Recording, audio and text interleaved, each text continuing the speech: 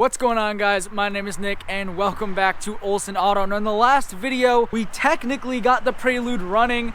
Super stoked for that, but today, this very day, January 13th of 2021 is the 2-year anniversary of owning this car. Now last year, the 1-year anniversary of owning the car, it didn't run. The motor was still sitting in the garage on a motor stand, and you would figure, oh, just come out, start the car, celebrate, maybe drive it down the road, but right now, the valve cover is sitting off of it again. So we're figuring, we checked the distributor and cam sensor, we're figuring the valve lash is a little off and preventing it from cold starting, which can happen. I know in motorcycles, if your valve lash is off, bikes won't cold start, or in some instances it won't hot start. Thinking that might be my issue, maybe they're a little too tight on the intake side, gotta double check them of course. Gonna relash the whole thing. We also have to throw an O2 spacer in the Accord so it'll actually pass inspection. And then we're gonna do some XL work. We're gonna try to get the 2 wheels mounted, chain, sprocket, maybe the rear brake lever, all that stuff. Gonna get a bunch of stuff done on that tonight. So yeah, that's the plan right now. We have the valve cover off. Gonna go ahead, lash the valves again, which sucks, but gotta do it. And then hopefully drive it because I'm not going another 1-year anniversary without driving this car. I've done it once before, I'm not doing it again. Woo!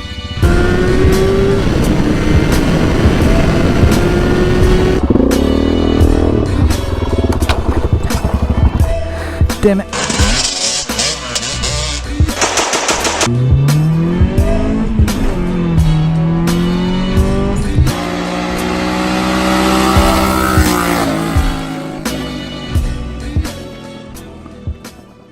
So the idea with the valve lash is essentially you have your rocker arm right here. As you can see, it sits like this in your engine, or like this depending if it's intake or exhaust. Now of course every engine's different, but as far as this is concerned, the camshaft hits that little portion right there, and what the lash is it basically changes where it actually rises. Now you measure your lash through that little hole right there, which is like way down in there, and the idea is that you want to get it a certain thickness so that when the engine heats up, there's not too much stiffness, so that you burn out your valves. You also want to make sure that when it's cold or running normally, it's not too loose so it's too noisy and doesn't open the valve enough. So it's got to be a super precise measurement, like 0.008 millimeters or 0.08 millimeters. Super small measurements and super annoying numbers to try and work with. But essentially that's how it works. This sits under the cam hits that, pushes that down, opens the valve, and yeah, that's what we're trying to adjust right now and make it perfect.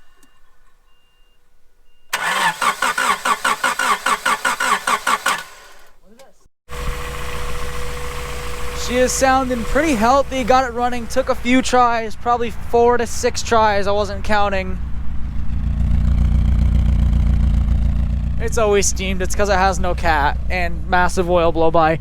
But in any case, it's running, not sure why it takes so long to start. No funny sounds though. You use the stethoscope with the big metal rod on it. That thing is amazing. Sounds probably the healthiest it's ever sounded. Yeah, that's the bolt that I snapped.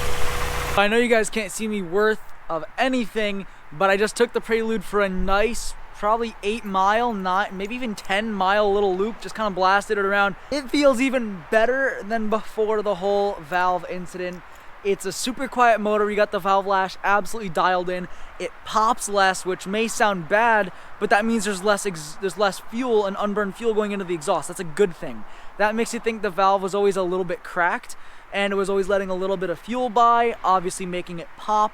Less pops, still does though, so don't worry about that. But of course the Accord pops too, so it runs really, really good. It rips. It's great. I'm so happy right now. It's crazy. I love it. Wouldn't be a day unless the Accord got jacked up. Gonna throw one of these different spacers in. I got a P0139, I want to say, which is a check engine light code for emissions, obviously. Basically means there's a slow response on the O2, and my theory and my buddy Seth's theory is that the O2 is too far away from the cat and it's actually not getting enough exhaust gases. So we're gonna double check that. We're gonna swap it out for this one, which the spacer is smaller and doesn't have the cat in it. Hopefully this works. Go ahead, unplug it, pop it out real quick. Should take like 3 minutes.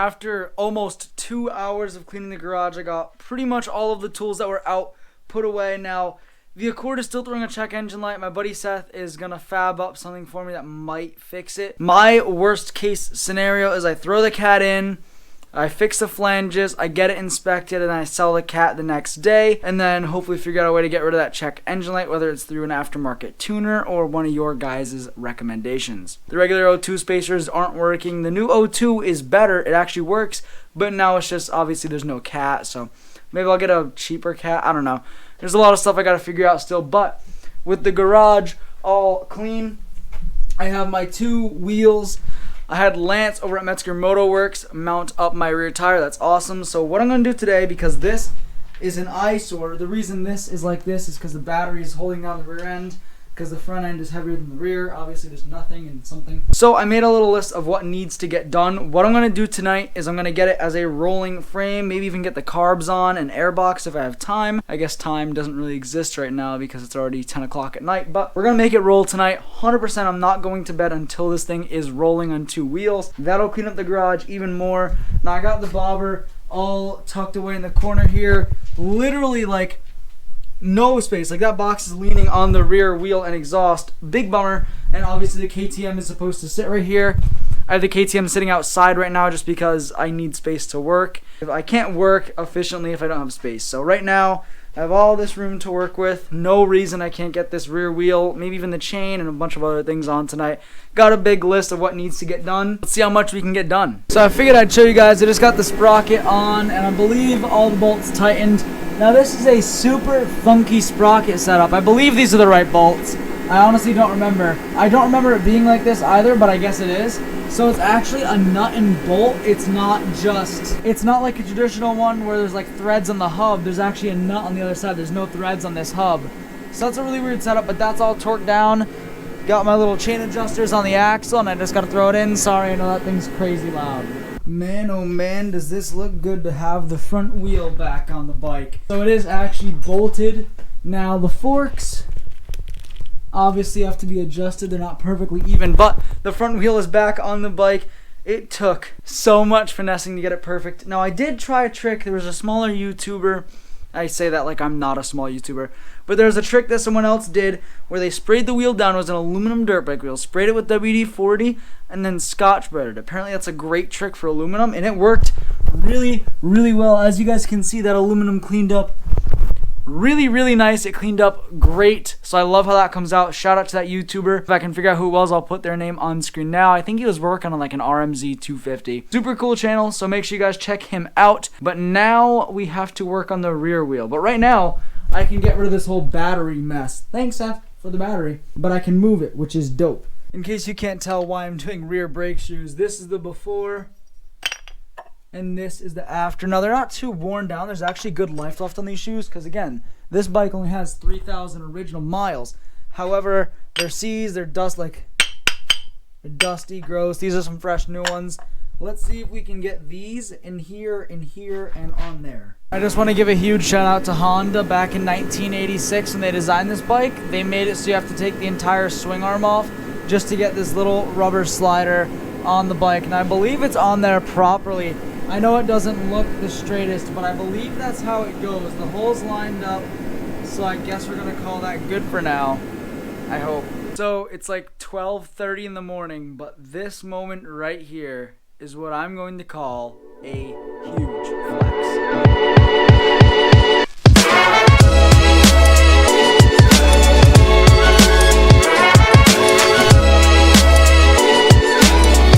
So both wheels are on. I have to tighten the rear one and adjust the chain slack. Obviously, I'm not going to tighten it until the chain slack is adjusted. Bars are tight for now. They're not done because I have to respray the bars. We have a rolling chassis finally again, guys. It took a while tonight. Put in some hours. Clean the garage up too. I have to put the KTM away still, which is a pain. But we have a rolling chassis again, and that's super awesome. This means we are getting like days away from hearing this thing run again, or at least me trying to make it run again. I'm super excited. One of the things I think that was stopping it from running before was actually the carb. Let me show you guys the carb setup on this bike.